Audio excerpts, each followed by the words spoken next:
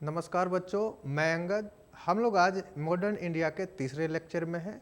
पिछले लेक्चर में हमने देखा था कि किस प्रकार से ईस्ट इंडिया कंपनी के द्वारा बंगाल का विजय किया जाता है और इसके साथ ही उनके द्वारा मैसूर, कर्नाटक और मराठा के साथ जो युद्ध किया जाता है उसमें भी वो विजयी होते हैं और एक तरह से अगर कहा जाए तो उनके द्वारा भारत पर आधिपत्य जमा लिया जाता है। तो इस क्लास में हम लोग उससे आगे की कहानी देखेंगे। चूँकि पिछले क्लास में एक बात और भी हमने देखा था कि उन्होंने जो भारत को उपनिवेश बनाया था उसके क्रम में उन्होंने जो पहला नीति अपनाया था वाणिज्यिक चरण की, उसमें हम लोगों ने ये देखा था कि उन्होंने राजनीतिक क्रम में ये प्रयास किया था कि वो अधिकतम से अधिकतम भारत से राजस्व की वसूली करे, लेकिन उन्हें युद्ध जैसे विभीषिका में कम से कम उलझना पड़े, इसके लिए उन्होंने प्रयास किया था। और इसी के क्रम में हम लोगों ने देखा था कि कैसे उन्होंने मैसूर हो, मराठा हो या फिर बंगाल में अपना जो है आधिपत्य को स्थापित करने में सफल हो गए थे। आज के क्लास में हम लोगों का जो मुख्य फोकस होगा उनके वाणिज्यिक चरण में जो प्रशासनिक नीति, सामाजिक नीति, आर्थिक नीति और सांस्कृतिक नीति जो अपनाई गई थी वो क्या थी, उसे हम लोग समझने का प्रयास करेंगे। चूँकि उन्होंने भारत को उपनिवेश तो बना ही लिया था, तो अब हम लोग देखेंगे कि कैसे उन्होंने प्रशासनिक एवं न्यायिक व्यवस्था में सुधार किया था। जैसे कि अगर हम बात करें उनके द्वारा अपनाई जाने वाली प्रशासनिक नीति में, तो उनका सीधा सा फोकस था कि भारत से अधिकतम राजस्व की वसूली हो, लेकिन उनके ऊपर प्रशासन का दायित्व कम से कम हो। तो इसके लिए इन्होंने बहुत ही कम सुधार किया। उनके ऊपर ही प्रशासन का दायित्व दिखता हुआ नजर आए, लेकिन इसमें ईस्ट इंडिया कंपनी की मेन भूमिका हो। तो इसके लिए उन्होंने जो कुछ आरंभ में प्रयास किया उसे हम लोग जानने का प्रयास करेंगे। एक तरह से इलाहाबाद की संधि के पश्चात यह तय हो गया था कि कंपनी के द्वारा अब जो है राजस्व वसूली एवं प्रशासनिक जो है उत्तरदायित्व का काम खुद से वो संभाल लेंगे। इस क्रम में उनके द्वारा जो सर्वप्रथम प्रयास किया गया वो बंगाल के क्षेत्र में द्वैध शासन लागू कर दिया गया। द्वैध शासन से तात्पर्य ये होता था कि प्रशासन का प्रमुख इन्होंने नवाब को ही बने रहने दिया, लेकिन इनके द्वारा प्रयास यह किया गया कि वहाँ से जो राजस्व की वसूली होती थी वो अपने खाते में वो ले लेते थे। इससे दुविधा ये होती थी कि नवाब के पास भले हुई ऊपर से दिखेगा कि पावर उनके पास ज़्यादा है, लेकिन एक्चुअल में उनके पास कोई पावर नहीं होता था। इसे ही आप कह सकते हो कि द्वैध शासन नाम दिया गया है। हालांकि बाद में तो उनसे ये पावर भी ले लिया गया, क्योंकि ईस्ट इंडिया कंपनी के द्वारा उप नवाब का एक पद सृजित किया गया। इसके तहत ये प्रयास किया गया कि जो भी मुख्य शक्ति नवाब के पास हुआ करती थी उसे कंपनी ने अपने हाथों में ले लिया। और अगर बाद में अगर देखा जाए तो एक प्रकार से वो चाहे प्रशासनिक नीति हो या फिर राजस्व वसूली की नीति हो, वो कंपनी के हाथों में आ गई। ऐसा करने के पीछे कंपनी का ये सोच था कि अगर वो आरंभ में ही नवाब को विस्थापित कर देते तो जो अन्य राज्य थे उन्हें लगता कंपनी जो है अपना प्रसार पूरे भारत में करना चाहती है, तो वो सचेत हो सकते थे और कंपनी के विरुद्ध एक संगठन बना सकते थे। तो इसलिए कंपनी ने यह प्रयास किया कि शुरुआती दौर में नवाब को बने रहने दिया जाए, और जब वो ठीक ढंग से अपने आप को एस्टेब्लिश कर लिए तो उसके पश्चात उन्होंने नवाब को भी जो है एक कठपुतली बनाने का काम किया और उनसे प्रशासनिक एवं राजस्व वसूली का अधिकार अपने हाथ में ले लिया। हालांकि अंग्रेजी कंपनी को यह भी भय था कि अगर एक साथ अन्य राज्यों के द्वारा अगर विद्रोह की स्थिति होती है तो वो उस समय सक्षम नहीं थे वो अन्य राज्यों से मुकाबला कर ले। और एक बात और भी उभर कर आती है कि शुरुआती दौर में उनको भारत संबंधी उतनी जानकारी नहीं थी, तो अगर शुरुआत में ही वो अगर भारतीय राज्य पर अपना आधिपत्य जमा लेते तो हो सकता है कि उन्हें प्रशासन में कई चुनौतियों का सामना करना पड़ता। तो इसलिए उन्होंने आरंभ में यह प्रयास किया कि नवाब को बने रहने दिया जाए और सिर्फ वो यहाँ से राजस्व की वसूली करे, और जो उनका मुख्य फोकस था भारतीय वस्तु को यूरोपीय बाजार में बेचकर लाभ कमाना, वो इनका जारी रहे। चूँकि बंगाल पर इनका आधिपत्य होने जाने के पश्चात एक प्रकार से राजस्व की जो कमी थी वो इनकी पूरी हो जाती थी और इनका व्यापार ठीक ढंग से चल जाता था।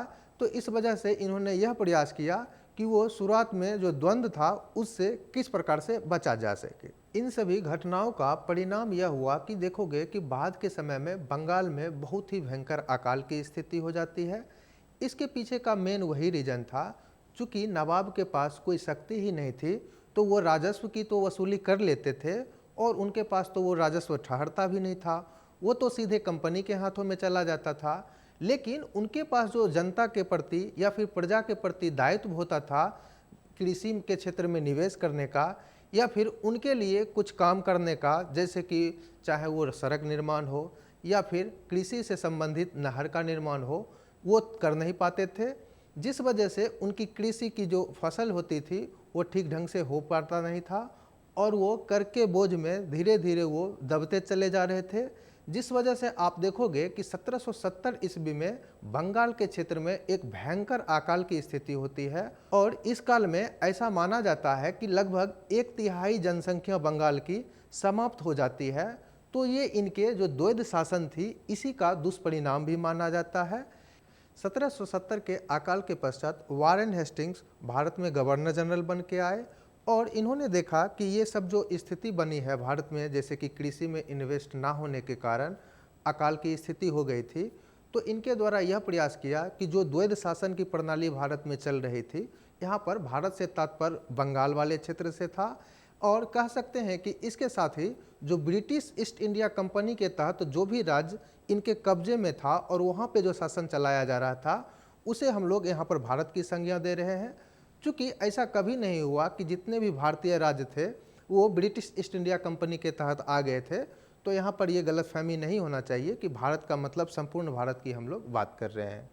तो हम लोग जो बात अभी कर रहे थे कि वारेन हेस्टिंग्स के द्वारा सर्वप्रथम यहाँ पर प्रयास किया गया कि इन्होंने द्वैध शासन को समाप्त किया और नवाब के हाथों में जो प्रशासनिक उत्तरदायित्व का काम था उसे भी इन्होंने अपने हाथ में ले लिया और इनके द्वारा सबसे जो बड़ा प्रयास किया गया कि व्यापार को किस प्रकार से बढ़ाया जाए, इसके लिए काम किया। जैसे कि पहले बहुत जगह पे चुंगी एवं शुल्क लगे करते थे व्यापार को संचालित करने के लिए, तो वारेन हेस्टिंग ने यह प्रयास किया कि कुछ ही जगहों पर हम चुंगी और कर की व्यवस्था करें ताकि जो है करों की जटिलता से बचा जा सके। इसके लिए उन्होंने ऐसे स्थान को चुना जहां पर जो है व्यापार बड़े पैमाने पर संचालित होता हो, जैसे कि कलकत्ता, मुर्शिदाबाद, हुगली, ढाका और पटना बड़े व्यापारिक मंडी थे। तो इन्होंने यह प्रयास किया कि इन्हीं बड़े जगहों पर जो है करों की व्यवस्था की जाए और जो छोटे छोटे स्थल हैं वहाँ पर करों से छूट दे दिया गया ताकि व्यापार को अच्छे ढंग से संचालित किया जा सके और इससे किसान एवं कंपनी दोनों को फायदा हो जाएगा, क्योंकि किसान अपना कच्चा माल कंपनी को बेच पाएंगे और कंपनी कम दामों पे और आसानी से जो है कच्चे माल को खरीद सकते हैं। वारेन हेस्टिंग्स के द्वारा दूसरा जो सबसे प्रमुख कदम उठाया गया वो राजस्व वसूली के लिए, चूँकि इनका यह प्रयास था कि कंपनी को नियमित रूप से कैसे राजस्व प्राप्त होता रहे, इसके लिए ये प्रयासरत थे।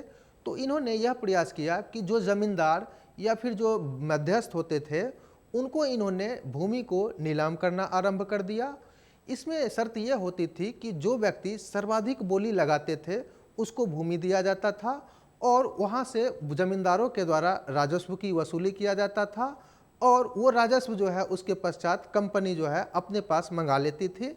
और इसमें इन्होंने यह प्रयास किया था कि जो ज़मींदार होते थे या फिर जो मध्यस्थ होते थे उनको वो एक मुश्त राशि दिया करते थे, चूँकि वो कर की वसूली किया करते थे।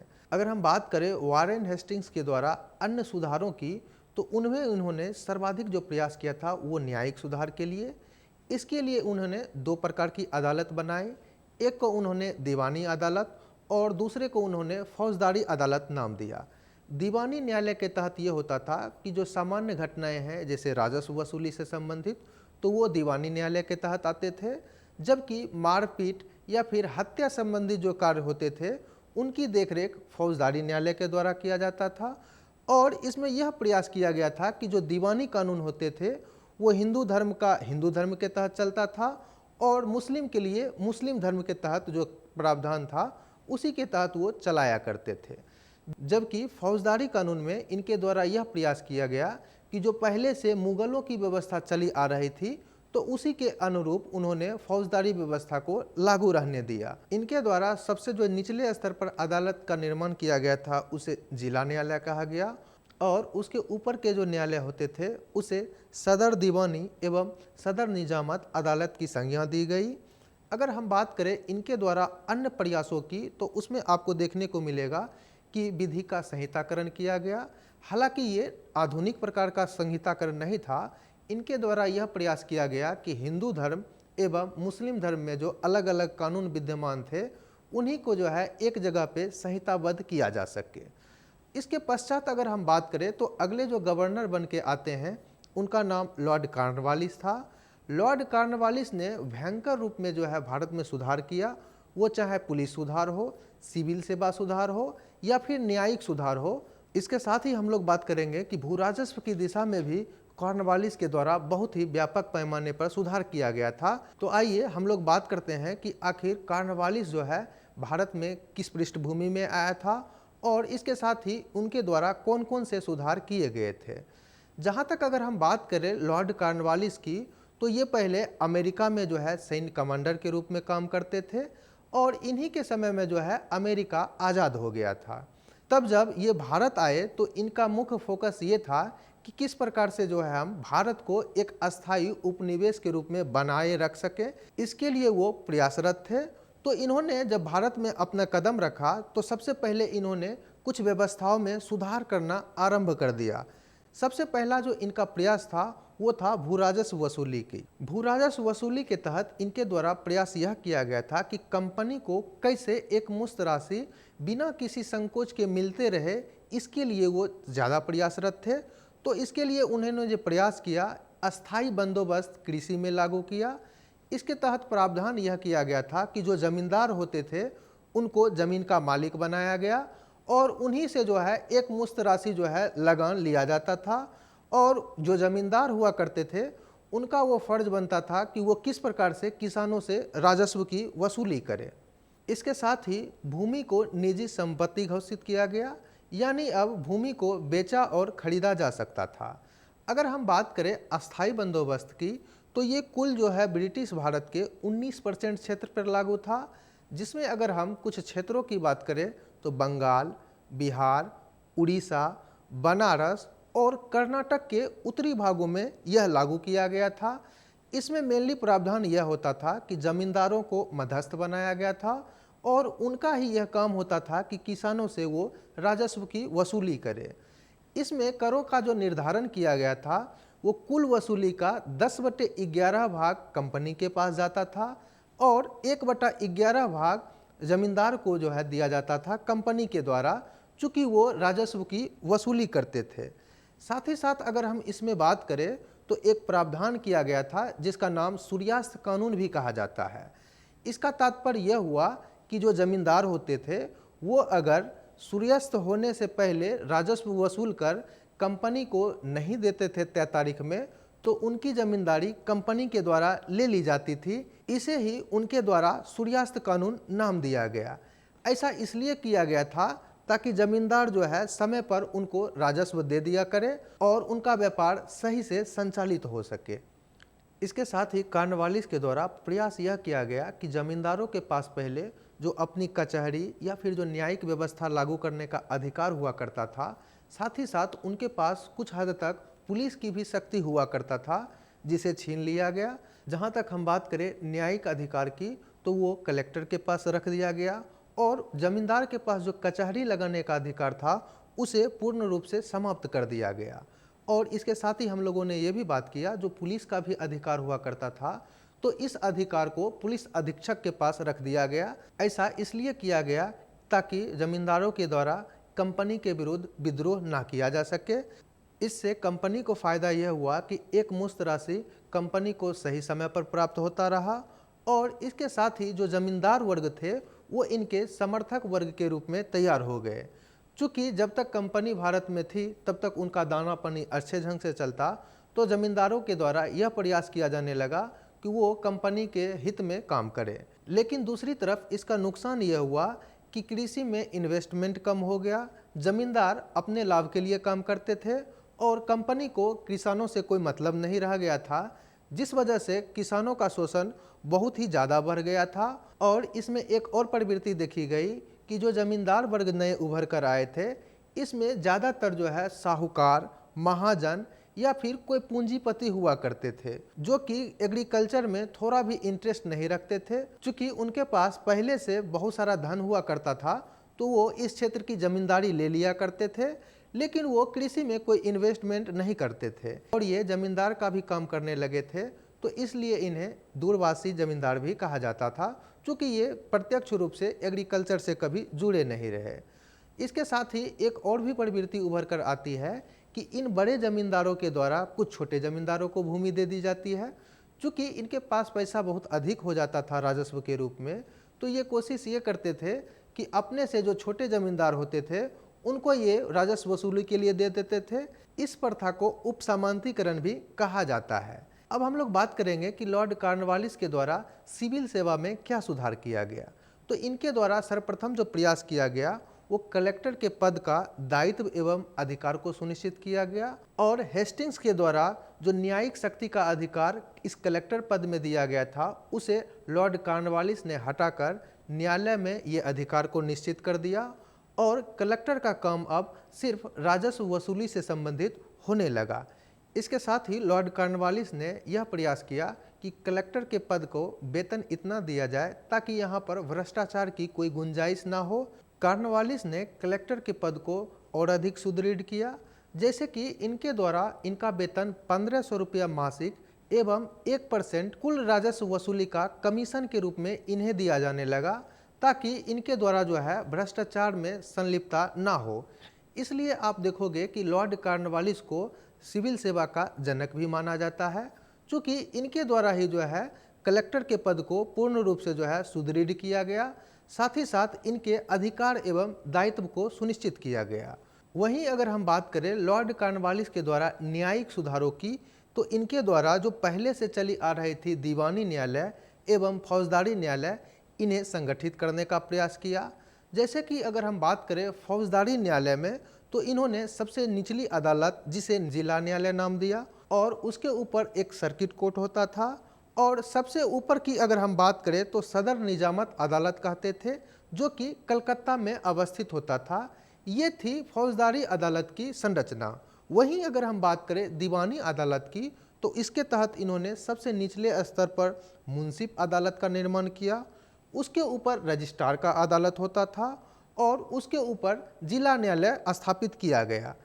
इसके साथ ही इनके द्वारा यह प्रयास किया गया कि जैसे वर्तमान समय में हाई कोर्ट होता है, उसी प्रकार इन्होंने जो इनके प्रमुख प्रांत थे उनमें इन्होंने एक अलग से प्रांतीय अदालत का निर्माण किया, जो कि कलकत्ता, ढाका, मुर्शिदाबाद और पटना में अवस्थित था। जबकि अगर हम बात करें भारत में सर्वोच्च न्यायालय के रूप में जो स्थापित किया गया था उसका नाम सदर दीवानी अदालत था, जिसका मुख्यालय कलकत्ता में था। हालांकि वो वर्तमान की तरह कोई सुप्रीम कोर्ट जैसी व्यवस्था नहीं थी, लेकिन दीवानी न्यायालय के तहत जो सर्वोच्च अदालत इनकी होती थी उनका नाम इनके द्वारा सदर दीवानी अदालत रखा गया था, जो कि कलकत्ता में था। लेकिन हम लोग अगर बात करें दीवानी न्यायालय की सर्वोच्च शाखा की, तो वो थी किंग इन काउंसिल, जो कि लंदन में था और अंतिम निर्णय इसी कोर्ट के द्वारा दिया जाता था। तो एक प्रकार से कहा जा सकता है कि दीवानी न्यायालय का जो अंतिम आदेश आता था वो किंग इन काउंसिल से आता था। साथ ही साथ न्यायिक व्यवस्था में सुधार करते हुए पहले से जो चली आ रही थी अंग भंग करने की प्रक्रिया, यानी इसके तहत ये किया जाता था कि अगर कोई व्यक्ति के द्वारा किसी दूसरे व्यक्ति की हत्या कर दी जाती थी, तो न्यायालय द्वारा भी दूसरे व्यक्ति की हत्या करने की सजा दी जाती थी। तो इस व्यवस्था को समाप्त करके विधि का संहिताकरण किया गया और विधि को जो है मानवीय जो है रूप दिया गया, और ये जो पहले से चली आ रही थी व्यवस्था इसे समाप्त कर दिया गया। इस प्रकार से इनके द्वारा विधि का मानकीकरण किया गया और ऐसा प्रयास किया गया कि न्याय के समक्ष सभी व्यक्ति समान है। तो एक प्रकार से कह सकते हैं कि कुछ हद तक जो आधुनिक विधि व्यवस्था है इसकी शुरुआत इस समय से ही हो गई थी। हालांकि कॉर्नवालिस के सुधार से आपको ऐसा लगेगा जैसे जो है कानून के समक्ष सभी लोग समान हो गए थे और पूरी तरह से जो है न्याय व्यवस्था सुचारू रूप से चलने लगा था। लेकिन इसका दूसरा भी पक्ष है, जैसे कि आप देखोगे कि जो विशेषाधिकार प्राप्त वर्ग होते थे उनके लिए एक अलग तरह से कानून बनाया जाता था और उनकी सुनवाई भी एक अलग अदालत में की जाती थी। इसके साथ ही न्याय व्यवस्था इतना खर्चीला एवं जटिल हो गया कि जो गरीब लोग होते थे उनके लिए न्याय पाना बहुत ही मुश्किल हो गया। इसके साथ ही सैद्धांतिक तौर पर लगेगा कि विधि का शासन स्थापित हो गया है, लेकिन व्यवहार में इसका उल्लंघन भी होता रहता था। तो हालांकि कॉर्नवालिस के द्वारा प्रयास तो बहुत ही अच्छा किया जा रहा था, लेकिन इनमें भी कुछ कमी रह गई थी जिसका चर्चा हम लोगों ने किया। अब हम लोग चर्चा करेंगे कि कॉर्नवालिस के द्वारा पुलिस व्यवस्था में क्या सुधार किया गया। तो पुलिस व्यवस्था में सुधार करते हुए 400 मील के दूरी पर एक थाना की स्थापना की गई, जिसके प्रधान दरोगा कहलाते थे और इनके ऊपर के जो अधिकारी होते थे उन्हें पुलिस अधीक्षक कहा गया, या वर्तमान समय में एसपी जो कहते हैं। इस पद का सृजन कॉर्नवालिस के द्वारा ही किया गया। तो अभी तक हमने देखा कि वाणिज्यिक चरण में प्रशासनिक नीति किस प्रकार से अपनाई जा रही थी, और इसके साथ ही हमने पढ़ने का प्रयास किया कि अलग अलग जो गवर्नर जनरल आए उन्होंने किस प्रकार से नीति में परिवर्तन किया। तो अब हम लोग बात करेंगे कि इस समय यानी वाणिज्यिक चरण में आर्थिक नीति किस प्रकार की अपनाई जा रही थी। तो आर्थिक नीति में आप देखोगे वो स्पष्ट आपको दिखेगा कि धन का निष्कासन भारत से ब्रिटेन की तरफ हो रहा है, वो चाहे मुक्त व्यापार के माध्यम से हो या फिर भारतीय जो है क्षेत्र में जो शासन करते थे अधिकारी उनके पेंशन एवं वेतन के रूप में हो। इसके साथ ही इनका जब बंगाल के क्षेत्र पर आधिपत्य हुआ था तो वहाँ से ही वो राजस्व वसूला करते थे और भारतीय वस्तु को खरीद कर यूरोप भेजा करते थे। तो इस प्रकार से भी आप देखोगे कि धन का शोधन भारत से किस प्रकार से यूरोप की तरफ हो रहा है। और इसके पश्चात एक बात और भी होती है कि जो पहले लंदन से मुद्रा भारत मंगाई जाती थी यहाँ की वस्तु खरीदने के लिए, वो भी अब इनका बंगाल पे अधिकार होने के पश्चात बंद हो गया। दूसरी तरफ देखोगे तो भारतीय क्षेत्र का इतना दोहन किया गया था कि भारतीय जो हस्तशिल्प उद्योग थे उनका भी पतन हो गया, और यूरोप में जब औद्योगिकरण हुआ तो भारत में जो भी बचे खुचे छोटे या फिर कुटीर उद्योग थे वो भी नष्ट हो गए। तो ये थी वाणिज्यिक चरण की आर्थिक नीति। अब हम लोग बात करेंगे कि सामाजिक नीति इस काल में किस प्रकार की थी। तो आप देखोगे पूरे वाणिज्यिक चरण में इनका सामाजिक नीति पूरी तरह से स्पष्ट था, यानी पहले से जो भारतीय समाज में व्यवस्था चली आ रही थी उसे ही इन्होंने कंटिन्यू किया। क्योंकि वो अगर इसमें हेरफेर करते तो नए इंस्टीट्यूशन की आवश्यकता होती जिसमें इनका राजस्व जो है लगाना पड़ता। तो इन्होंने अपने राजस्व को भारत में खर्च करने से बचना चाहा। इस वजह से आप देखोगे कि इन्होंने वाणिज्यिक चरण में कोई भी जो है धरातलीय सामाजिक सुधार करने का काम नहीं किया, और पहले से चली आ रही जाति, धर्म और महिलाओं के प्रति भेदभाव इसे ही इन्होंने रहने दिया। इसके साथ ही इन्होंने शिक्षा के क्षेत्र में भी कोई विशेष काम नहीं किया। तो कुल मिलाकर कहा जा सकता है कि सामाजिक क्षेत्र में इन्होंने बचने का काम किया। अब हम लोग बात करते हैं कि वाणिज्यिक चरण में सांस्कृतिक नीति किस प्रकार की अपनाई गई थी। तो इसमें जो सबसे बड़ा चेंजिंग आपको दिखेगा वो भारतीय अतीत में इनका दिलचस्पी लेना, ताकि इनके द्वारा यह प्रयास किया गया था कि भारत को जाने और उसके अनुसार यहाँ पर वो अपने शासन को स्थापित कर सके। चूँकि ये भारत को तलवार के बल पे जीते थे तो ये प्रयास अब ये करने लगे थे कि विचारधारा के स्तर पर भारतीयों के अंदर यूरोपीय पद्धति को लाया जा सके, ताकि इनको ऐसा लगे कि यूरोपीय जो आए हैं यानी ईस्ट इंडिया कंपनी जो आया है वो इनको सभ्य बनाने के लिए आए हैं और इनको जो है प्रशासन संबंधी ज्ञान देने आए हैं। इस प्रकार की बात को इन्होंने फैलाना आरंभ कर दिया। इसे ही उन्होंने प्राच्यवाद की संज्ञा दिया। इसके तहत इनके द्वारा कुछ इंस्टीट्यूशन की भी स्थापना की गई, जैसे कि 1784 ईस्वी में एशियाटिक सोसाइटी ऑफ बंगाल की स्थापना की गई। इसकी स्थापना का श्रेय की अगर हम बात करें तो विलियम जोन्स को जाता है, और इनके द्वारा प्रयास यह किया गया कि जो प्राचीन भारतीय संस्कृति थी उसका अध्ययन करे और इन्हीं के अनुरूप ईस्ट इंडिया कंपनी अपनी शासन को स्थापित करेगी। इसके लिए इन्होंने प्राचीन भारतीय जो ग्रंथ थे उनका अंग्रेजी में अनुवाद करवाना आरंभ कर दिया, जैसे कि चार्ल्स विल्किंस के द्वारा भागवत गीता का अनुवाद अंग्रेजी में करवाया गया। वहीं विलियम जोन्स के द्वारा अभिज्ञान शकुंतलम एवं मनुस्मृति का अनुवाद अंग्रेजी में कराया गया, ताकि वो भारतीय समाज को समझ सके। और इसके साथ ही उन्होंने पुरातात्विक सर्वेक्षण का भी काम शुरू कर दिया, ताकि वो भारतीय समाज को अच्छे तरीके से समझ सके। इसमें जो सबसे पहला प्रयास किया गया वो कनिंघम के द्वारा किया गया। चूंकि इतना भारतीय संस्कृति में रुचि लिया जाने लगा था, तो अब आवश्यकता पड़ गई थी कि कुछ इंस्टीट्यूशन की भी स्थापना की जाए। तो इनके द्वारा 1781 ईस्वी में कलकत्ता मदरसा की स्थापना की जाती है और आप देखोगे कि 1791 ईस्वी में बनारस संस्कृत कॉलेज की स्थापना की जाती है ताकि भारतीय सभ्यता एवं संस्कृति को समझा जा सके। और इसके साथ ही इनके द्वारा यह प्रयास किया गया कि भारत में जो शासन करने वाले ईस्ट इंडिया कंपनी के अधिकारी होंगे, इन्हें इस ज्ञान से कैसे अवगत कराया जाए। तो इसके लिए इन्होंने कलकत्ता में फोर्ट विलियम कॉलेज की स्थापना की। हालांकि इसे जल्द ही बंद कर दिया गया और इसी प्रकार का कॉलेज लंदन के हेलवरी नामक स्थान में खोल दिया गया। तो ये अभी तक हम लोगों ने पढ़ा कि वाणिज्यिक चरण में प्रशासनिक, सामाजिक, आर्थिक और सांस्कृतिक नीति किस प्रकार की अपनाई जा रही थी। अब इसी से जुड़े हुए कुछ और भी मुद्दे हैं जिन्हें हमें जानने की आवश्यकता है। जैसे कि आप लोगों ने सुना होगा regulating act, Pitt's India act. तो ये क्या थे, तो इन्हें भी हम लोग जानने का प्रयास करते हैं। जैसे कि हम लोग सबसे पहले बात करेंगे रेगुलेटिंग एक्ट की। रेगुलेटिंग एक्ट 1773 ईस्वी में आया था। रेगुलेटिंग एक्ट आने का तात्पर्य यह था कि चूंकि पहले कंपनी भारत में व्यापार करने के लिए आया था और ये अपनी राजनीतिक जो है नीति यहाँ पर लागू करने लगे थे, यानी अब ये राज्य व्यवस्था एक तरह से चलाने लगे थे। तो ब्रिटिश संसद ने इन्हें रेगुलेट करने के लिए एक एक्ट बनाया जिसे रेगुलेटिंग एक्ट कहा जाता है। इसके साथ ही इस एक्ट में यह भी प्रावधान किया गया था कि कंपनी के जो अधिकारी थे वो भ्रष्टाचार में जैसे कि पहले लिप्त हो गए थे, यानी उनके द्वारा खुद से व्यापार किया जाता था और दस्तक जो ईस्ट इंडिया कंपनी को मिला था वो इन अधिकारियों के द्वारा निजी तौर पर उपयोग किया जाने लगा था। तो इस एक्ट के द्वारा इन सभी कार्यों को प्रतिबंधित कर दिया गया और इसमें यह प्रावधान किया गया कि अधिकारी एवं गवर्नर की क्या भूमिका होगी, इसे सुनिश्चित कर दिया गया। जैसे कि आप देखोगे तो अलग अलग जो ईस्ट इंडिया कंपनी के क्षेत्र थे, वो चाहे बॉम्बे हो, मद्रास हो या फिर कलकत्ता हो, वहाँ पे इनके द्वारा जो है गवर्नर की नियुक्ति की जाने लगी। तो ये सब जो प्रावधान किए गए थे वो इसी एक्ट के द्वारा किया गया था। लेकिन इसमें मुख्य प्रावधान जो आप देखोगे वो ब्रिटिश संसद के द्वारा कंपनी के ऊपर किस प्रकार से नियंत्रण स्थापित किया जाए, वो प्रयास अब शुरू होने लगा था।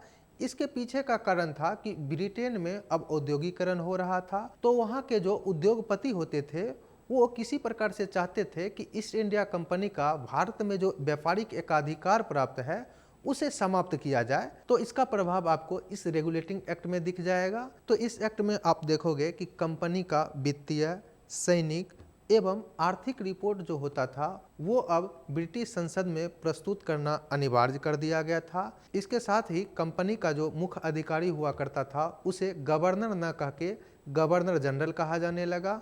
और आप देखोगे कि इसी एक्ट के द्वारा यह प्रावधान किया गया था कि कलकत्ता में एक सुप्रीम कोर्ट की स्थापना होगी। अब सवाल उठता है कि 1773 ईस्वी में जब रेगुलेटिंग एक्ट आ गया था तो इसके 11 साल बाद ही फिर से नई एक्ट आने की आवश्यकता की थी।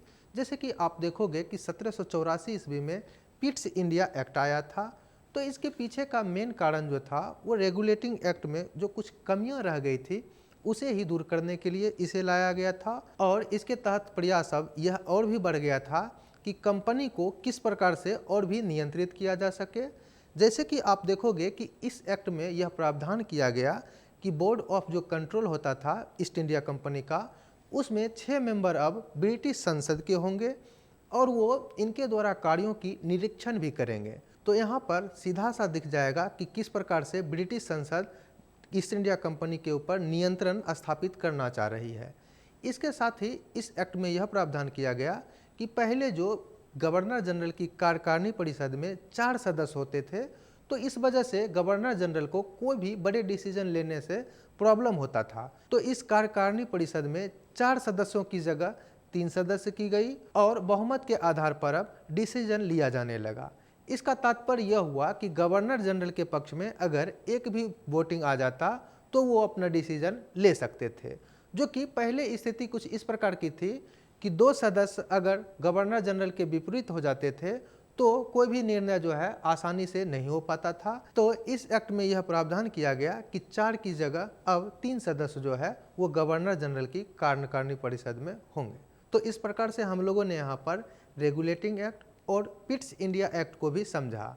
आगे आप देखोगे जब यूरोप में औद्योगिकरण बहुत ही तीव्र हो जाती है तो वहाँ के उद्योगपति संसद पर और भी दबाव बनाने लगते हैं और ब्रिटिश ईस्ट इंडिया कंपनी का एकाधिकार कैसे समाप्त हो इसके लिए वो दबाव बनाने लगते हैं।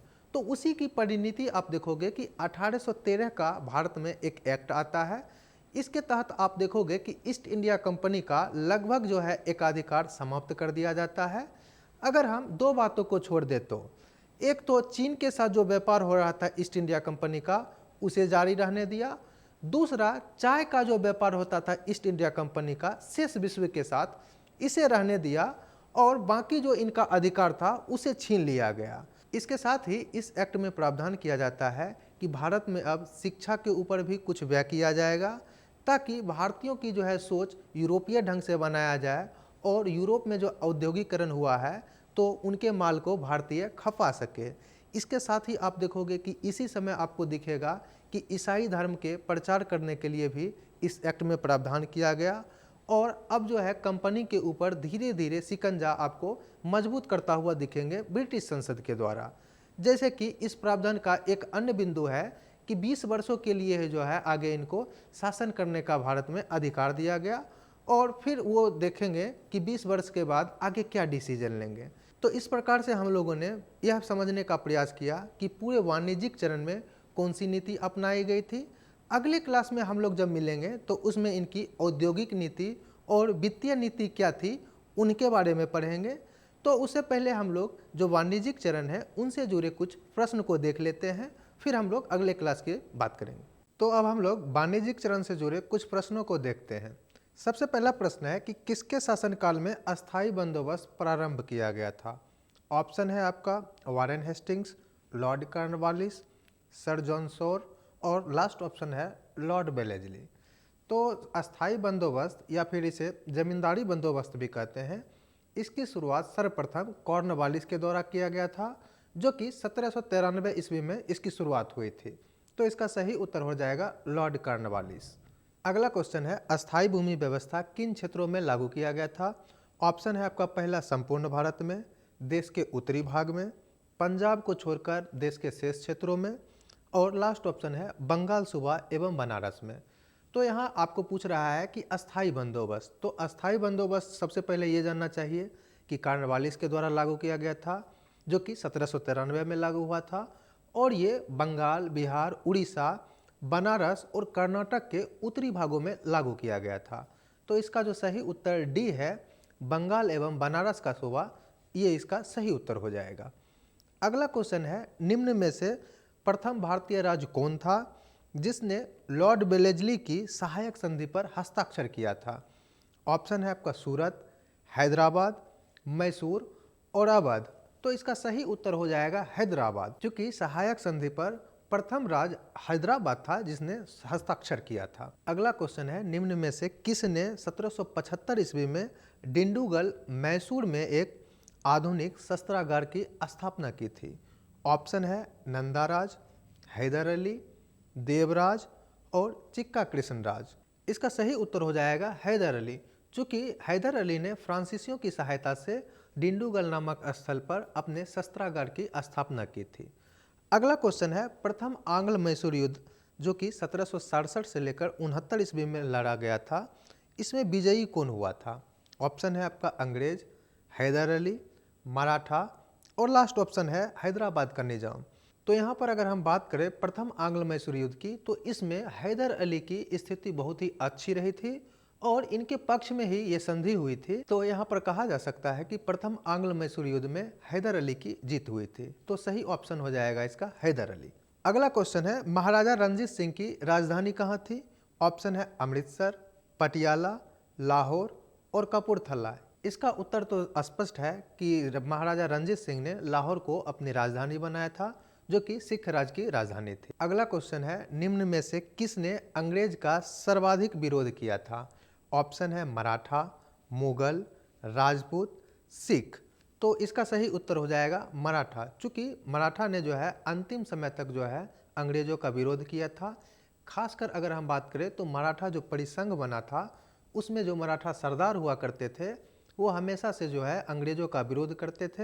हालांकि उनकी तृतीय आंग्ल मराठा युद्ध में अंतिम रूप से हार हो जाती है, जिसके पश्चात मराठा राज्य को अंग्रेजों के द्वारा मिला लिया जाता है। लेकिन अगर हम बात करें सर्वाधिक विरोध की, तो वो मराठा के द्वारा ही किया गया था। अगला क्वेश्चन है, तृतीय आंग्ल मराठा युद्ध जुड़ा हुआ है। ऑप्शन है sir John Shore, Lord Hastings, Lord Wellesley और लॉर्ड कॉर्नवालिस। यानी आपसे इसमें पूछा जा रहा है कि तृतीय आंग्ल मराठा युद्ध जब हुआ था तो उस समय ब्रिटिश कंपनी के गवर्नर कौन थे। तो तृतीय आंग्ल मराठा युद्ध 1817 से लेकर 1818 ईस्वी तक हुआ था, जिस समय गवर्नर थे लॉर्ड हेस्टिंग्स। तो इसका सही उत्तर हो जाएगा लॉर्ड हेस्टिंग्स। अगला क्वेश्चन है, भारतीय राज्यों पर अंग्रेजी प्रभुत्व स्थापित करने के लिए किसने प्रशासन में सहायक संधि प्रणाली का सूत्रपात किया। ऑप्शन है Warren Hastings, Lord Wellesley, Lord Cornwallis और लास्ट ऑप्शन है लॉर्ड डलहौजी। अगर हम वैसे बात करें तो अगर सहायक संधि की हम बात करते हैं तो इसकी शुरुआत हालांकि डुप्ले द्वारा किया गया था, जो कि फ्रांसीसी गवर्नर थे। लेकिन इसे एक कह सकते हैं विधि के रूप में स्थापित करने वाले पहले गवर्नर लॉर्ड वेलेजली थे। तो इसका सही उत्तर जो हो जाएगा वो हो जाएगा लॉर्ड वेलेजली। तो इस प्रकार से हमने वाणिज्यिक चरण को देखने का प्रयास किया और इनसे रिलेटेड कुछ प्रश्नों को भी देखा। अगले क्लास में हम लोग बात करेंगे कि इनके औद्योगिक चरण और वित्तीय चरण कौन से थे और इनमें इनकी नीतियां कौन सी अपनाई गई थी। तो इस क्लास को हम लोग यहीं पे समाप्त करेंगे। मिलते हैं हम लोग अगले क्लास में। तब तक के लिए धन्यवाद।